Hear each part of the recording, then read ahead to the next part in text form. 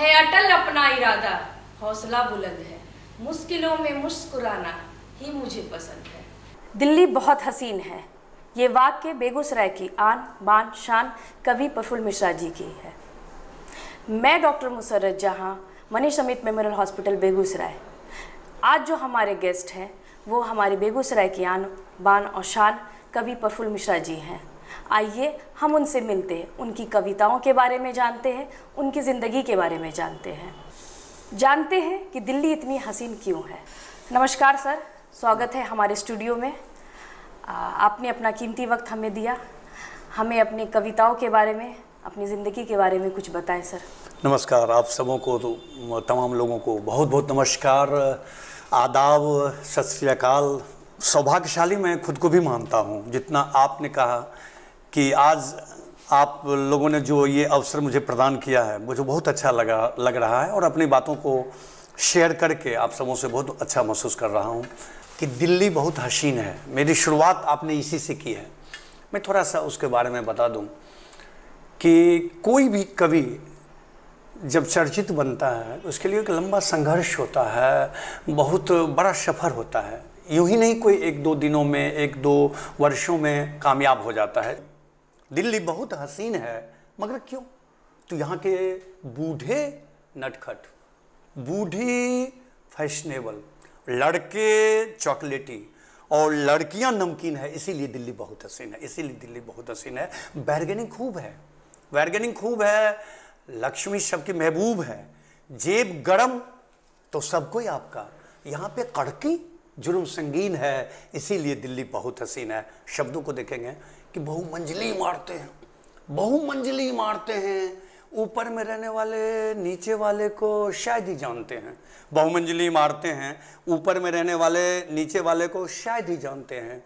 Top floor में सहरा सजता है, ग्राउंड फ्लोर गमगीन है, इसीलिए दिल्ली बहुत हसीन है। और इन पंक्तियों पे गौर करेंगे कि यहाँ पे लंबी चौड़ी सड़कें हैं, लंबी चौड़ी सड़कें हैं, चलने वालों में 50 लड़के हैं। देखिएगा, लंबी चौड़ी सड़कें हैं, चलने वालों में 50 लड़के हैं, थोड़ी सी बात, थोड़ा सा साथ और बस पार्क में जालीन है, इसीलिए दिल्ली बहुत हसीन है। इसीलिए दिल्ली बहुत हसीन है।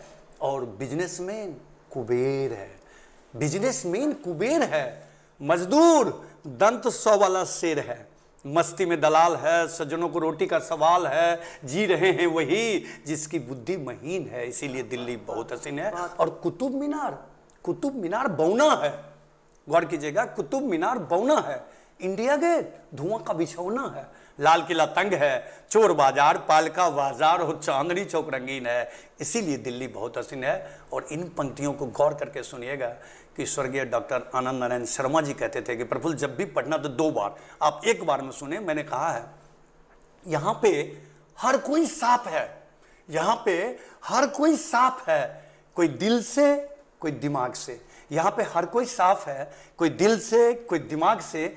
देखने पे शीशा, बोलने पर स्टील, पत्थर तोड़ने पर टीन है, इसीलिए दिल्ली बहुत हसीन है। इसीलिए दिल्ली बहुत हसीन है।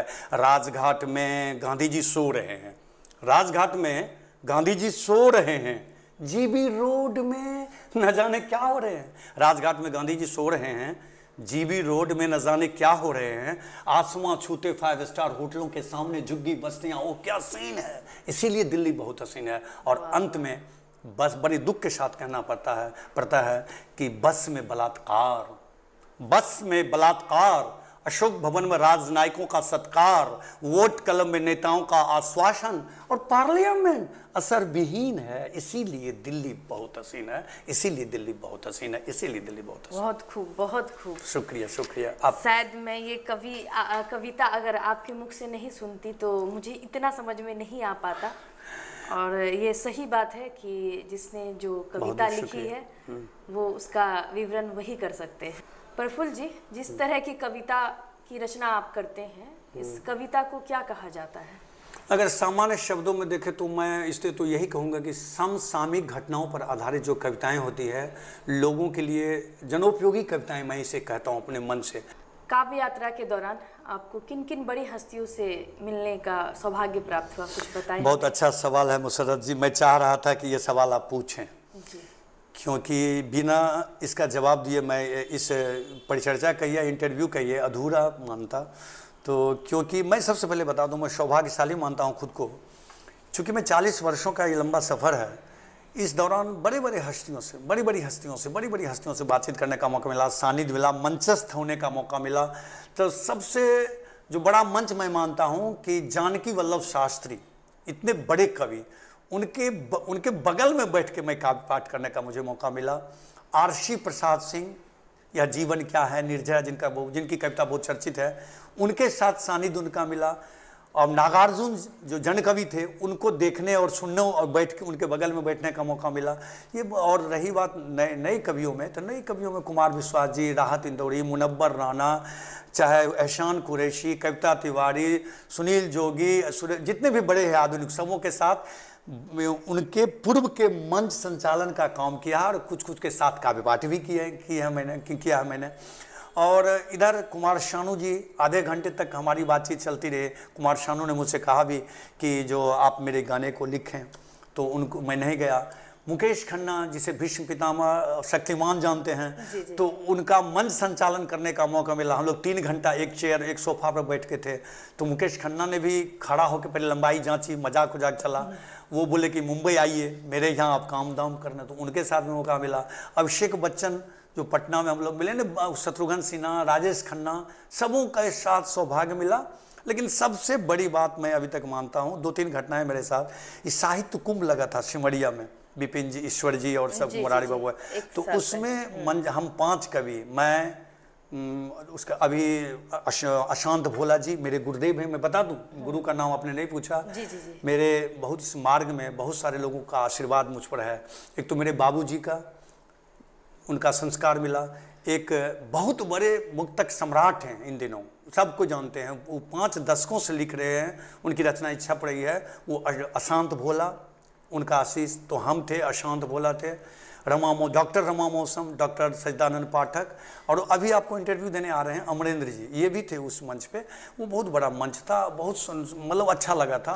और मैं गुजरात गया 2 बार, रायपुर गया, और बिहार के तो कोने कोने में जा चुका हूँ बड़े बड़े फंक्शन में। लेकिन यहाँ एक नाम मैं ज़बरदस्ती लेना चाहूँगा कि मेरी हिंदी कमज़ोर थी, क्योंकि मैं अंग्रेजी ऑनर्स का, मैं बता दूँ मैं इंग्लिश ऑनर्स का छात्र, पढ़ाई लिखाई सब कुछ अंग्रेजी में, हिंदी कमज़ोर थी। मैं वर्तनी दोष हो जाता था 10-15 वर्षों तक। तो यहाँ पर एक व्यक्ति का नाम लेना चाहूँगा, आज दुनिया में नहीं है। उनका नाम था श्री श्रीकांत झा, जो कि हाई स्कूल के शिक्षक थे। उन्होंने मुझे ज्ञान ये दिया कि प्रफुल्ल तुम फादर कामिल बुल्के की डिक्शनरी लो। 25 साल पहले की बात मैं कह रहा हूँ।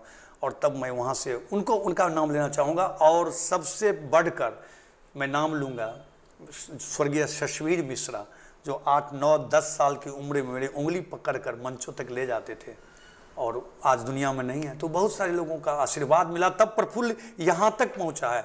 बहुत दूर तक मैं नहीं पहुँच, मेरा सफ़र अभी तक तय नहीं हुआ है, मंजिल अभी बहुत दूर है, ये सफ़र जारी रहेगा। लेकिन हाँ, एक बात मैं बता दूँ, है अटल अपना इरादा, हौसला बुलंद है। तो हौसला मेरा बुलंद है। मुझे मेरे बाबूजी ने जो भविष्यवाणी कर दी थी बचपन में कि मुझे वहाँ पहुँचना है, इसलिए बड़ी खुशी से यात्रा का सफ़र कर रहा हूँ। शुरुआती में आपने बोला दिनकर जी के बारे में, तो ये बोलना गलत नहीं होगा कि वाकई आप दिनकर जी के हाँ देखिए, छाया, हाँ नहीं, दिनकर जी की छाया मुझ पर आए तो मैं रोज पूजा करता हूँ, इसके लिए तो पूजा करता हूँ, दिनकर जी का आशीष मुझे मिले। बोला आपसे कि आलोचना उसको नहीं, आलोचना नहीं है, आलोचना मैंने पहले कहा ना, आलोचना ये है कि मैं 6 फुट का हूँ ये बोल दिया जाए, लेकिन ये आप 4 फुट के हैं ये नहीं कहा जाए। तो दिनकर तो मैं नहीं कहता हूँ खुद से कि मैं दिनकर हूँ, अगर कभी बोला हूँ तो मेरी जीभ काट ली जाए। प्रफुल्ल जी, अपने परिवार के बारे में कुछ हमें बताएं। जी, मैं बताना चाहूँगा कि मेरा परिवार बहुत बड़ा पूरा परिवार। मेरे बाबूजी की 2 शादियाँ, पहली शादी से 1 भाई और 3 बहनें, फिर वो बाबूजी की पहली पत्नी का देहांत हो गया, बाबूजी ने दूसरी शादी की, तो इस शादी से हम लोग 4 बहनें और 3 भाई। इन्हें पूरा लंबा जो रविन्द्रनाथ टैगोर जी का परिवार जिस तरह से था, वो 7वें या 8वें भाई थे, तो मैं उसी तरह। लेकिन एक खुशी की बात है कि इन 12 संतानों में से मैं सबसे छोटा हूँ। 12 नहीं, 11, हम लोग 11, 7 बहनें और 4 भाई, तो मैं 11वां मैं हूँ, सबसे छोटा मैं हूँ। और मेरे भाई एक सबसे बड़े भाई गुजर चुके हैं, दुनिया में नहीं हैं, लेकिन उससे छोटे भाई प्रेमचंद मिश्रा जी बहुत बड़े गणित के विद्वान हैं, रिटायर्ड शिक्षक हैं। और उससे छोटे भाई शरद चंद्र मिश्रा वो कचहरी में वकील हैं। उससे छोटा मैं आपके सामने हूँ। अपने व्यक्तिगत परिवार के बारे में जो बताऊं तो मेरी 4 बेटियां हैं जी। और एक बेटा है।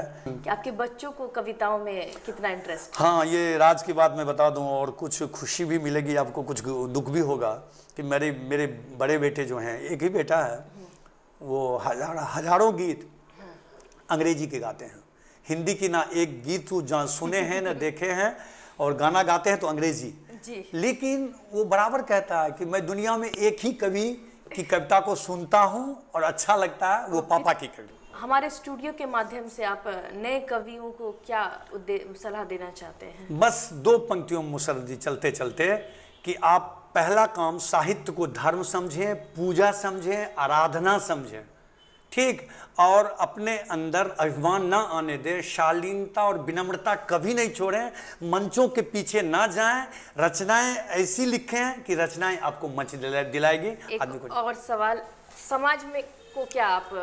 समाज को तो मैं कहूँगा कि बस एक बात है, अगर आप प्रेम को पकड़ ले, प्रेम में वो ताकत है, बस प्रेम को पकड़ कर जिए। वैमनस्यता जो है, आपसी मतभेद, ये साजिशें जो है तोड़ने की, उस सबसे दूर हो जाइए। मनुष्य मात्र को ही, जिनके भी लहू लाल हैं, सबको एक समान अगर मानते हैं तो वही मानवता का सबसे बड़ा धर्म है। जिस किसी के लहू लाल है उसको एक मानिए। बहुत बहुत धन्यवाद। Thank you Musharraf. Thank you.